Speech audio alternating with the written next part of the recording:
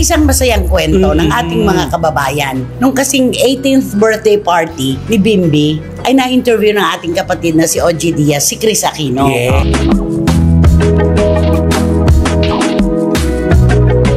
At doon ay nakita natin yung pagkukwento ni Chris Aquino. Bubbly siya. Oh. Ano ba ang totoo?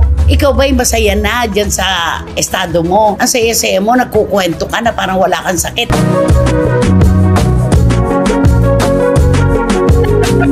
Baka bukas makalawa, mag-post ka na naman ang binti mo na kasing laki ng ano, ganito, ganyan.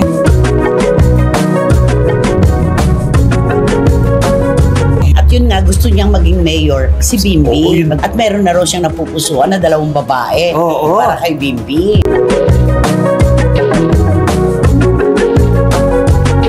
Bitiranang kolonista na si Christopher Min, nawindang sa ginawa at plano ni Chris Aquino. Kung bago lang kayo dito sa aking YouTube channel, huwag kalimutan mag-subscribe at pindutin niyo na rin ang notification bell para ma-notify kayo sa ating susunod na video. Maraming salamat!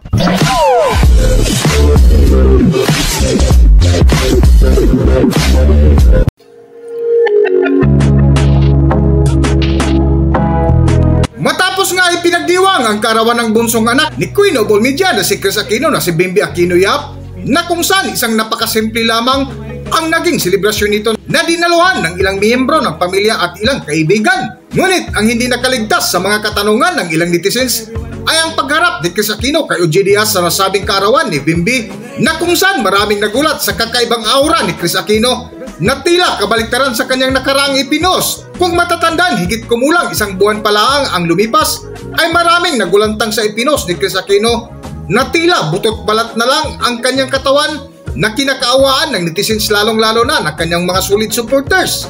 Sa vlog nga ng bitiranang kolumnista na si Christopher Min ay naging hot topic din nila ito, kung saan isa din sila sa napatanong kung ano nga ba ang totoong kalagayan ngayon ni Chris Aquino. Okay, dito naman po tayo sa isang masayang kwento ng ating mga kababayan. Nung kasing 18th birthday party ni Bimbi, ay na-interview ng ating kapatid na si OG Diaz, si Chris Aquino. Yes. Dumalo siya doon sa binigay na birthday party ng kanilang kaibigan. Ano? At doon ay nakita natin yung pagkukwento ni Chris Aquino. Bubbly siya.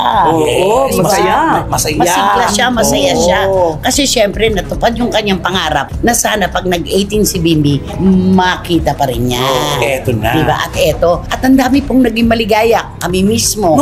Sana magpatuloy na yung ganito talaga. Totoo. Kaya lang may nabasa rin po tayo mga posts na ano ba ang totoo? Ikaw ba'y masaya na dyan sa estado mo? Ang saya-saya mo, nagkukwento ka na parang wala kang sakit. Baka bukas makalawa, mag-post ka na naman ang binti mo na kasing laki ng ano, ganito, ganyan. Yun. Ang sinasabi ka na naman. Mga netizens sa parang, ano ba talaga? Kailan may mga picture na ba? Ito ba yung mga dati pang mga picture na ngayon lang na lumalabas? Pero hindi yung payat na payat yung legs. Ngayon lang yun. Pero yung sa itsura niya ngayon ng birthday, diba? Oo, masaya naman siya. At sana nga magpatuloy yung pagpapakasaya niya. At ikinuwento niya doon na 35 na 32? gamot Oo. ang kanyang iniinom Grabe yun. sa maghapon. In a day, a total of 32 pieces of medicine. Nakakaloka yun Nabibilang ba? Siyempre, bibilangin mo kung ikaw ang umiinom. Isang dakot pa rin, isang dakot na Ay, isang dakot, isang dakot, isang dakot na langupa. Isabog mo, isabog mo, nang ang mundo'y maging payapa. Nakakaloka yun, isang dakot. Ang dami tuloy nagsasabi, Chris, alam namin hindi ka naniniwala dito. Maging ang mga kamag-anak mo, sana makinig ka din sa payo ng iba na baka mamaya ay pwede naman na magpagamot ka rin sa ibang paraan. Sa mga albularyo, di ba? Correct. Baka sakaling yung hindi makaya ng mga, ano ba to? Medisina. Hindi, yung mga makabago. Makabagong paraan ng pagpapagaling. Baka sakaling doon mo makita. Parang ganon. Kaso, hindi nga naniniwala si Chris sa ganyan. Mahirap naman yun. Hindi ka naman gagaling kasi pag wala kang paniniwala. At saka siya yung may sakit, siya nagdaramdam, ibigay natin sa kanya sa kung saan niya gustong magpagamot, ganun lang yun. Pero sana magtuloy-tuloy na ito. Yung napanood natin sa interview ni OG Diaz. At saka sana yung mga picture na ilalabas niya, yung ganito na, yung maaayos na. Kung meron man siya mga picture ng mga gano'n, wag na muna ilabas. Wag na muna ilabas. Alam mo, Chris, Kapag inilabas mo yon, diyan na naman magsisimula ang pagdududa ng ating mga kababayan. Diyan na naman sila magtatanong, ano ba ang totoo? Kailan lang ang saya-saya mo? Nagkukwento ka pa, pagkatapos eto na naman. Diba? Sa patuloy nga ng kwentuhan ni Nanay Christopher Min at mga kasama nito na sina Romel Chica at Wendell Alvarez, ay muling binalikan nila ang one-on-one interview ni OJ Diaz kay Kris Aquino na tila nawindang sila sa ginawa at plano ni Kris Aquino ngayon para sa kanyang anak na si Bimbi. Para sa buong kwento, narito ating panoorin ang video. At yun nga, gusto niyang maging mayor, si Bimbi. The discovering autoimmune ko 7 years ago. Sabi ko, God, dagdag 7 plus 7 para umabot ako, nakita kong swearing in niya as mayor. Wow. Si Bimbi? That's my dream. Kita mo nga naman. Pangarap niya yun. It's a calling, sabi naman niya, no? Ni Bimbi. Totoo naman yun, hindi mo pwede itulak ka isang tao kung wala ang calling. Correct. Diba? Tsaka yung apelido nila talagang oo naman. Pampolitika. naman, Pampolitika. Maaaring isang araw, baka nga pumasok na sa politika si Bim. At meron na raw siyang napupusuan na 2 babae para kay Bimbi. Ready ka nang maipakilala sa... Hindi, meron akong gusto. Dalawa na yung gusto ko. Wow. Or maybe 3. Yeah, I like 3 girls. Sabi niya. Tingnan mo, excited din si Miss Oo Chris. nga, pero sabi niya nga daw, 3, pero 2 lang daw ang Yun talagang gusto niya. Regaluhan mo, sabi niya. Sabi naman ni Bim, Ma'am, iba na ang panahon ngayon. Ay, oo. Diba? Hindi ka basta nagbibigay lang ng gifts. Tama. Parang ganon. Alam mo na si Bim, talagang mahirap din daw ka-argumento, sabi ni Chris, diba? Yun. Ang saya lang. Marami kong kaibigan tumawag, nag-text na, sana ganito na talaga. Sana nakabawi na siya. Sana ganito talaga. Hindi yung isang araw, bubulagain na naman tayo na, nadagdagan na naman ang AI ko. Tapos ganito na naman ang nangyari sa akin. Ipakikita mo na naman yung binti mong pagkaliit-liit na halos hindi ka na makadilat. Hirap na hirap kang lumakad. Wag na. Wag na talaga. Dahil makikialam na naman ang mga kababayan natin. Ay, oo naman. Tapos sasabihin niya naman, maraming salamat sa pagdarasal niyo sa akin. Ipagdasal niyo po ako para nga gumaling na ako. Di ba gano'n mga... Pero nagpapa-thank you siya.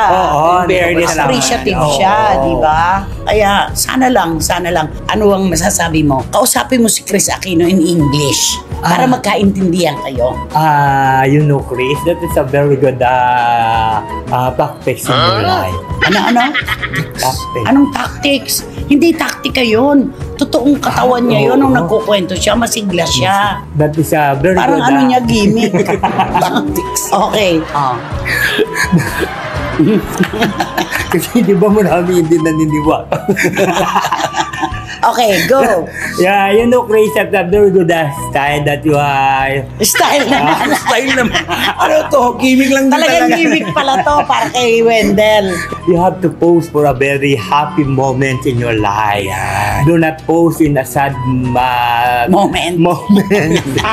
Or in a bad side, because you know your fans is your fans is shouting that, Chris, you are come back now. We are trying to come back in the television, you know, last month ago. Alam mo, magiging 37 yung gamot na iinumin. Malamang. Ni Chris, pambababa ng ano. Dadagdagan niya ng dalawa. Dadagdagan Para niya. makatulog agad, hindi niya matapos ito pinanonood niya.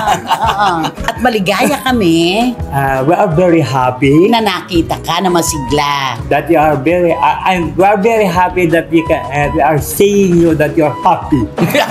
You are saying that you are happy. At sana ay magpatuloy na yan. You know that you just be continuous that your happy moment. 39 na. Ang iinumin na gamot ni Chris. 2 dakot. Hanggang dito na lang muna ang ating video at kung nagustuhan nyo, huwag kalimutan mag-subscribe at pindutin nyo na rin ang notification bell para ma-notify kayo sa ating susunod na video. Maraming salamat!